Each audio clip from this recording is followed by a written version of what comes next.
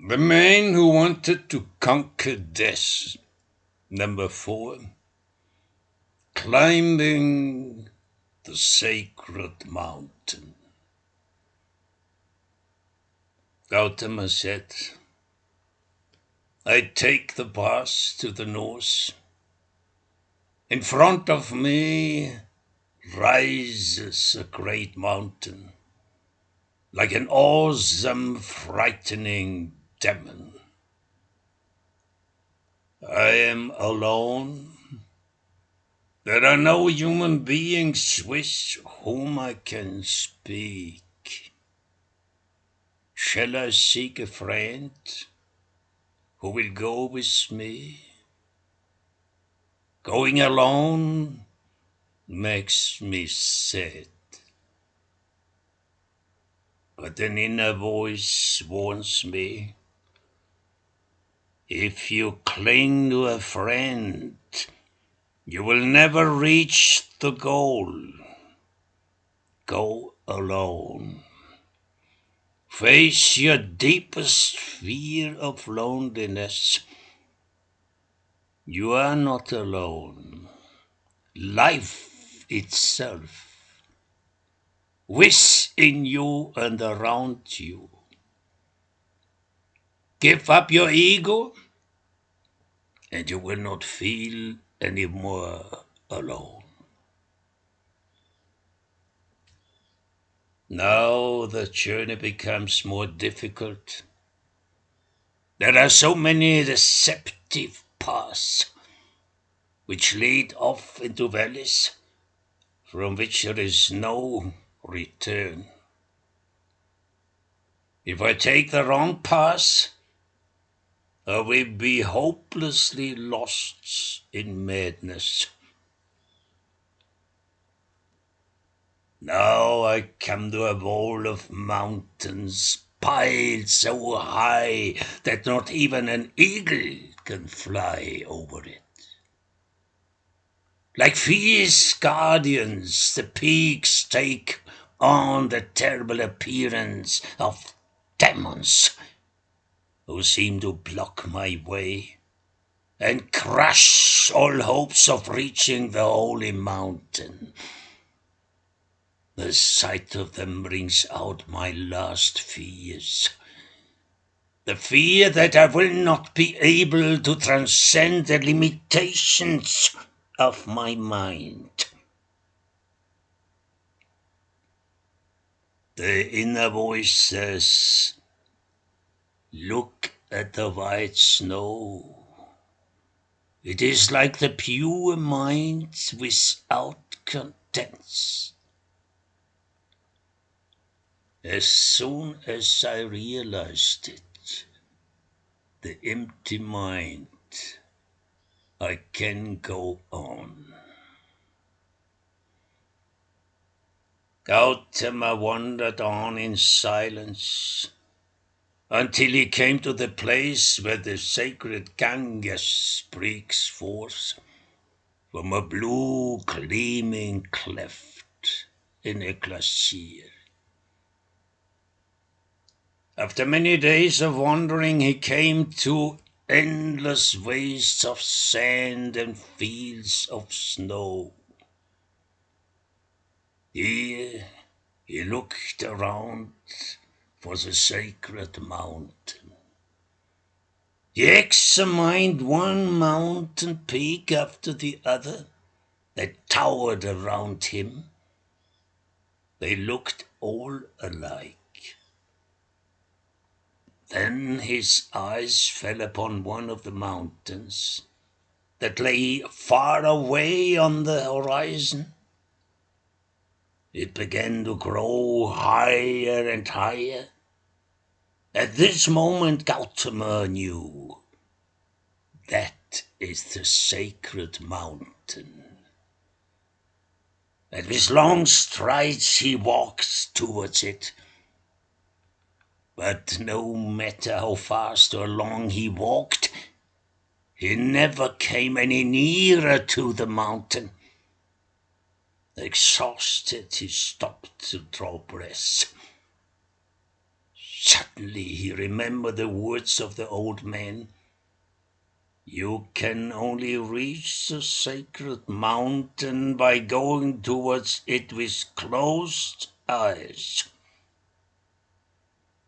Gautama thought, but the way leads over boulders and precipices. How can I go on such a road with closed eyes? I shall fall into an abyss. He closed his eyes to try it. Carefully and anxiously he groped his way forward. After a while he thought, I will just have a little look to see if I am any nearer to this mountain. But the mountain still stood there far away on the horizon in its mantle of ice and snow. Again and again Gautama tried to walk towards it with closed eyes.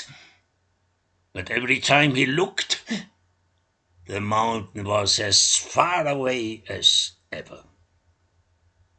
At last, desperate, he sat down on the ground and thought, the old man fooled me. For heaven, if I go on a whole day with my eyes closed, at every moment when I open them, the mountain recedes again to the horizon. On the other hand, if I keep my eyes closed, how shall I ever know whether I've reached it?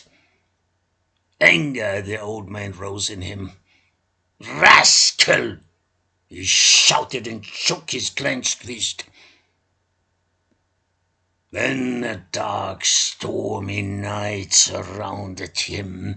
Only from time to time there was a flash of lightning, so for a moment he could see where he was going. And then the storm was upon him. From the mountain afar it came raging on. But to Gautama it was as so it were roaring in his ears. He jumped up in terror. Not a single place anywhere around wherein to hide himself. And now the snow began to fall. He closed his ears with his fingers in order to shut out the howling of the storm. But now the storm seemed to rage in his head, resounding within himself like thunder. Gautama threw himself flat on the ground. He thought, now the storm will blow me over into the abyss. So be it! And then, suddenly all was deadly still. Gautama got up. There before him stood the sacred mountain. Gautama closed his eyes and walked straight forward into the direction of the mountain, ignoring boulders and abysses. Immediately his mind became very still. At peace he walked on. The road seemed to become as smooth as a sandy seashore at the ebb of the tide. At sunset he came to the foot of a mountain. There was no sign of life, no plants, not the shadow of a flying bird. Nothing but desolation. And the summit was lost in clouds. Twilight gloomed about him as he climbed. There was no beaten path. Gautama tumbled over endless heaps of some fragments that rolled beneath his feet. Under the stars he climbed, so mist through mist he passed. He heard something continuously beneath him, some strange cracking. Then the night turned gray, and the stars began to fade, and the sky began to get red. Then the sun climbed over the horizon, but there was no warmth in the sunlight, but coldness sharp as a sword. The terror of silence grew and grew. The inner voice said, "Look down. What do you see?" Gautama gazed to his feet, and a trembling seized him, for there was not any rocky ground beneath him, but only fragments of skulls and the dust of bones, like shells on a beach. The voice said, "Do you know of what this mountain is made? A mountain of skulls and bones it is. But know that all of them are your own bones. Each has at some time been the nest of your dreams and illusions and desires.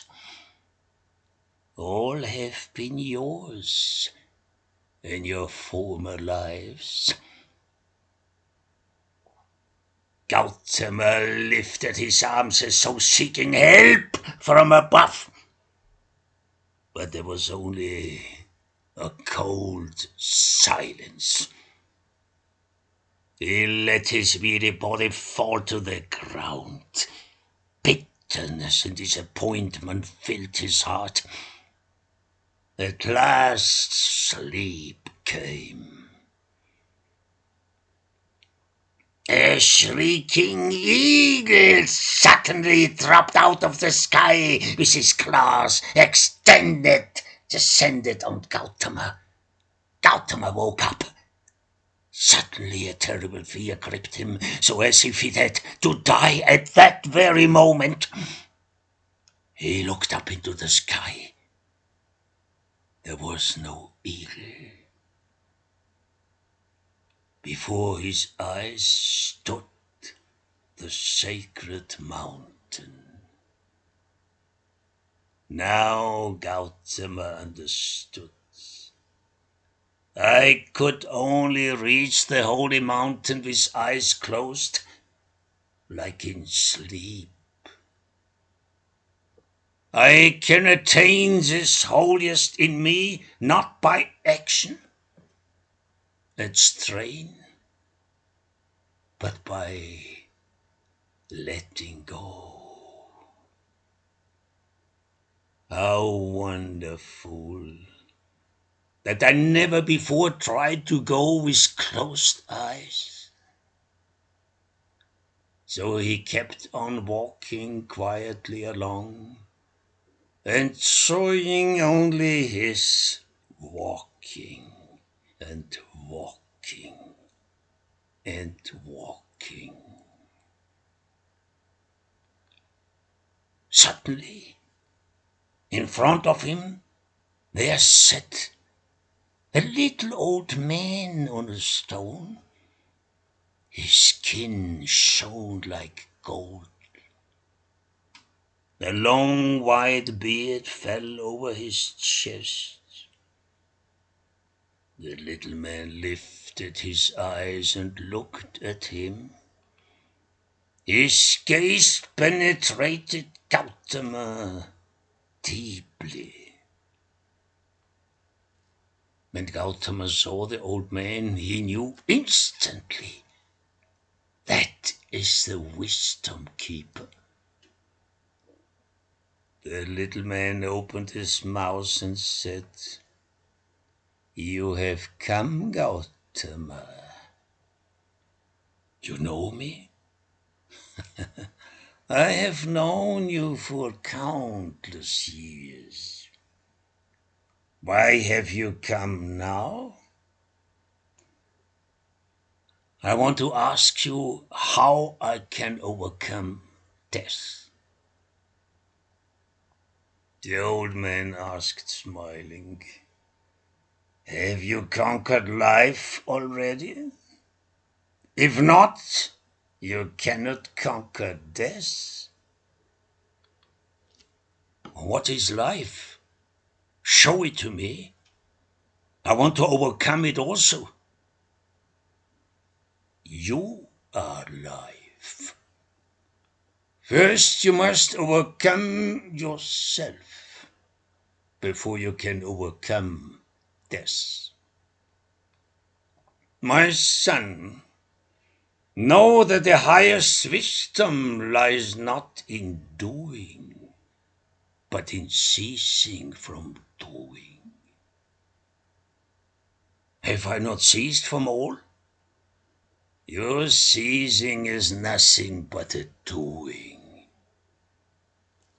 Then teach me." The old man made a movement into the air and held a bird in his hand. "Look at this bird. It is black as night, with not a single white feather. Take it and go to that cave." "What shall I do with this bird?" "Each time you purify your thoughts, this black bird will get a white feather. If your thoughts are black, the feather will turn black again. So it depends on your thoughts. Come again tomorrow and tell me what you have seen." Gautama took the bird and went to the cave. There he put the bird into a cage made of bamboo. Then he sat down in meditation. The next morning he went back to the old man.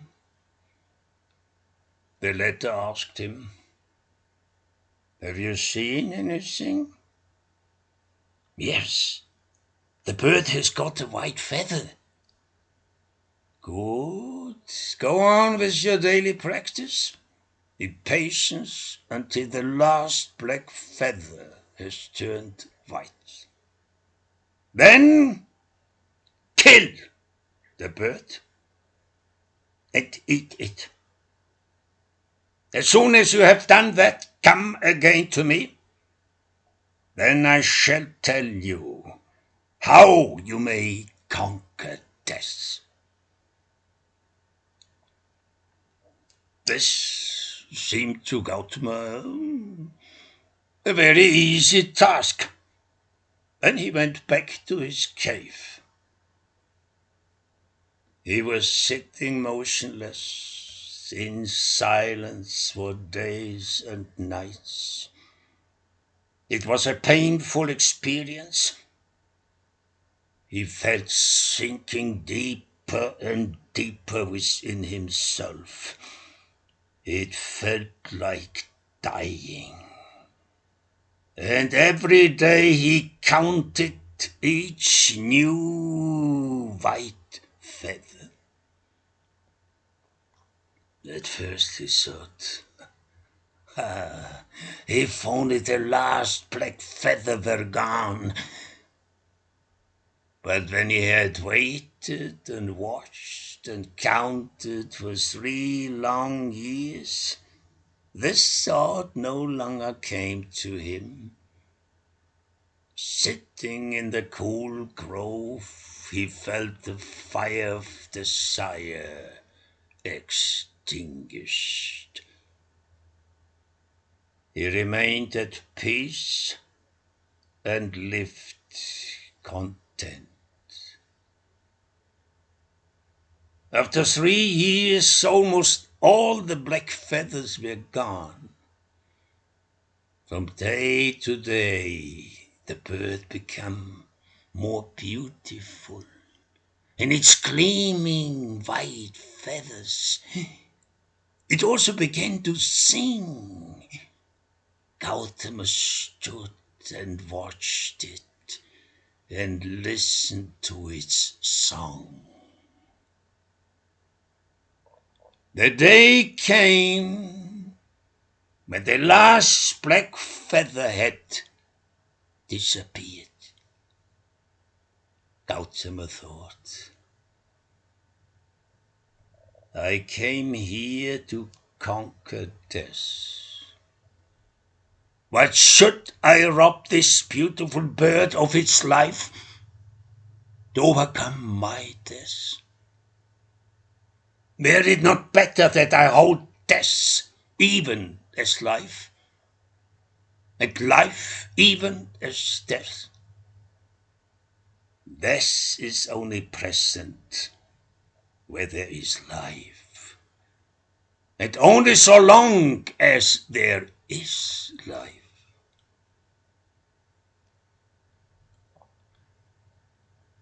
So he opened the cage. The bird fluttered out and circled him 3 times, then soared straight up until it disappeared in the blue sky.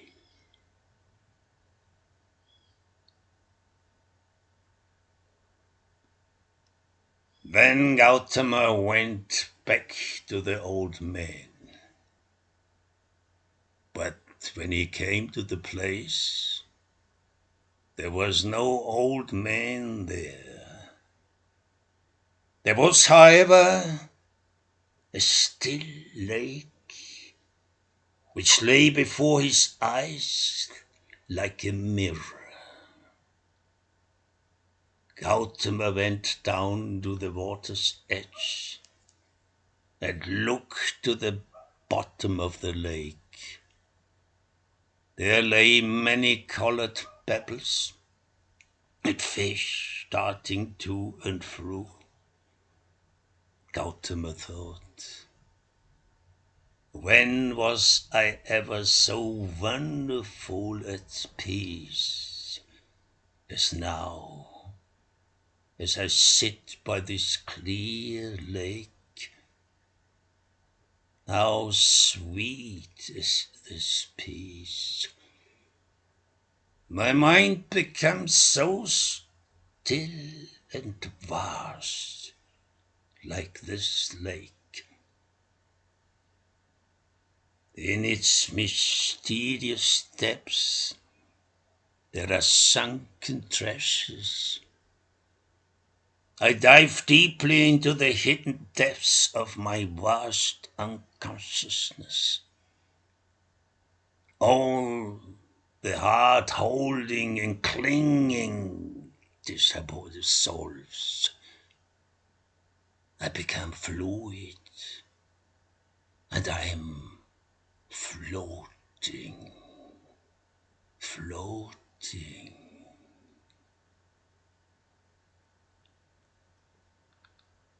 At the bottom of the lake, he saw a gem.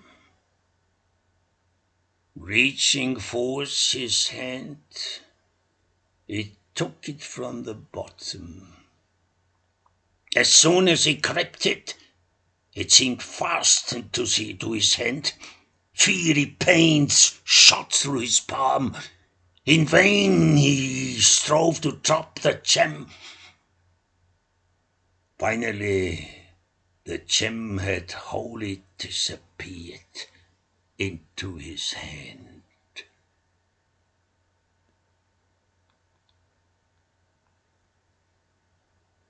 Then Gautama sat till the sun disappeared behind the mountains. The next morning he said to himself, "Now I must go back." He stood up and went back down into the valley.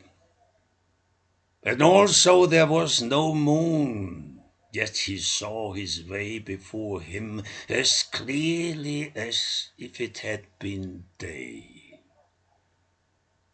He who is awake carries his inner light. He needs no outward light.